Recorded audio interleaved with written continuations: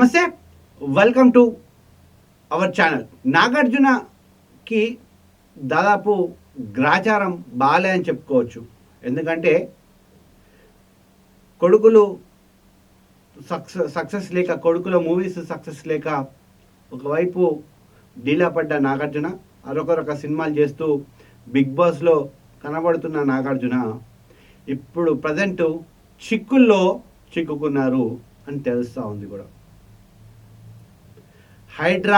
హైదరాబాద్లో ఏదైతే హైడ్రా డ్రైవ్ జరుగుతుందో, ఆపరేషన్ జరుగుతూ ఉందో, దాంట్లో నాగార్జునకు సంబంధించిన ప్రాపర్టీ కూడా ఇరుక్కున్నట్టు కూడా తెలుస్తూ ఉంది. మనందరికి తెలుసు, ఎన్ కన్వెన్షన్ సెంటర్ అని చాలాసార్లు కూడా మనం విన్నాం.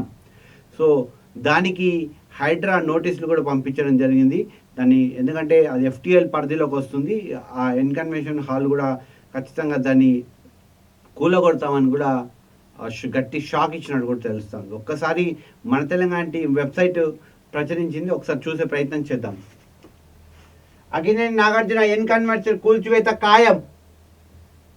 హైదరాబాద్లోని గత ప్రభుత్వం మద్దతుగా సాగిన అక్రమాల కట్టడాల మీద స్పెషల్ ఫోకస్ పెట్టింది హైడ్రా.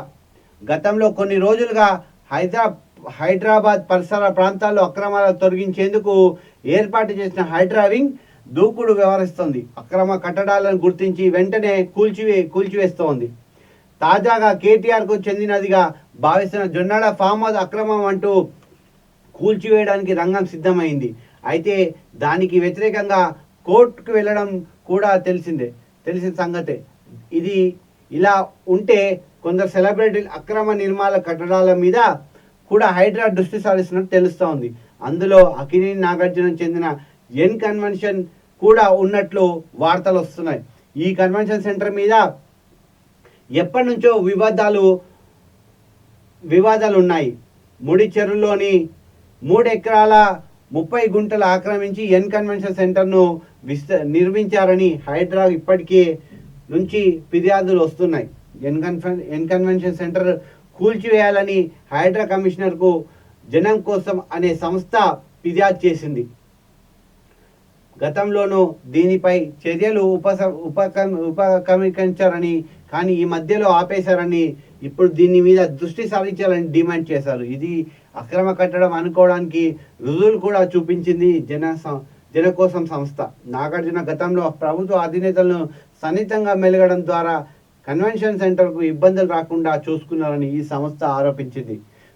మరి రేవంత్ రెడ్డి సర్కార్ ఈ ఒక పెద్ద సెలబ్రిటీకి చెందిన ఎన్ కన్వెన్షన్ సెంటర్ కూల్చేంత సాహసం చేస్తుందా అనేది ఇప్పుడు ఉన్న ప్రశ్న. రైట్, ఇప్పుడు ఎన్ కన్వెన్షన్ సెంటర్ 2014లో ఏర్పడ్డది. రైట్, 2014 అప్పుడు ఆ టైంలోనే పేర్లు వినపడతా ఉన్నాయి. సరే, గత ప్రభుత్వం అధికారులు ఇప్పుడు రేవంత్ రెడ్డి పైన, తన మంత్రుల పైన, తన అన్నాదమ్ముల పైనే మాటలు వినపడతా ఉన్నాయి. సో అటువంటప్పుడు ఈ రాజకీయ నాయకుడిని కూడా, ఇప్పుడు ఈ బడా సెలబ్రిటీని కూడా లైట్ తీసుకుంటారు. ఎందుకంటే ఆయన కావాల్సింది జనాల సొమ్ము, అటు ప్రతిపక్షాల దాని మీదే తప్ప ఇంకా ఎవరి మీద ఉండదు. ఎందుకంటే కాంగ్రెస్ వాళ్ళ మీద ఉంటుంది, ఇంకొకరి మీద ఉండదు. మనం చూస్తూ ఉన్నాం. చెరువును కబ్జా చేసి నిర్మాణాలు, గండిపేట పరిధిలోని అక్రమాలపై దృష్టి సారించి హైడ్రా అక్కడ నిర్మాణాలను నిలబెట్టం చేస్తుందని ఈ క్రమంలో టాలీవుడ్ నటుడు అఖిలేనికి చెందిన ఎన్ కన్వెన్షన్ సెంటర్ హైడ్రాకు ఫిర్యాదులు వెలువెత్తున్నాయి. తుమ్మిడి చెరువులో 3 ఎకరాల 30 గుంటలు ఆక్రమించి ఎన్ కన్వెన్షన్ సెంటర్ నిర్మించారని హైడ్రాకు ఫిర్యాదు చేశారు పరువులు. ఎఫ్టీఎల్ నిర్మాణం. సో ఇదంతా చూసారు కదా, ఈ చెరువు, ఇది ఎన్ కన్వెన్షన్ సెంటర్. ఈ చెరువు చూడండి, ఇది చెరువు. సో పరిస్థితి అది. సో ఇది పరిస్థితి. ఇప్పటికైనా అధికారులు మేల్కొనాలి. సామాన్యుల పైన కొరడా జుల్పించడం కాదు. మీరు దమ్ముంటే రాజకీయ నాయకుల పైన, సెలబ్రిటీల పైన అక్రమ కట్టడాలు ఎవరైతే చేస్తారో వాళ్ళని కూలగొట్టిన తర్వాత సామాన్యుల జోలికి రావాలని హైడ్రా కూడా మేము చెప్పడం జరుగుతుంది. హైడ్రా కమిషనర్ గారికి చెప్పడం జరుగుతుంది. సో సార్, ఇప్పటికైనా ఇటువంటి అక్రమాల కట్టడాలను కూల్చివేయాలి. అది సీఎం అయినా, పిఎం అయినా, ఇంకొకరైనా ఖచ్చితంగా మీరు పారదర్శకంగానే మీరు వెళ్తారని మేము అనుకుంటాం. ఎందుకంటే మీకు మంచి పేరుంది, గతంలో చేసిన సేవలకు మంచి పేరుంది ప్రజల్లో కూడా. సో చూడాలి. ఏం జరుగుతుంది, అసలు ఏం జరుగుతోంది ఎన్ కన్వెన్షన్ సెంటర్ అనే దాంట్లో మరికొద్ది రోజుల్లో దీనికి తెరపడే ఛాన్స్ కూడా కనబడతా ఉంది. ఇది ఇవాల్టి స్పెషల్ స్టోరీ. మరొక స్టోరీతో మీ ముందుకు వస్తాను. Thank you.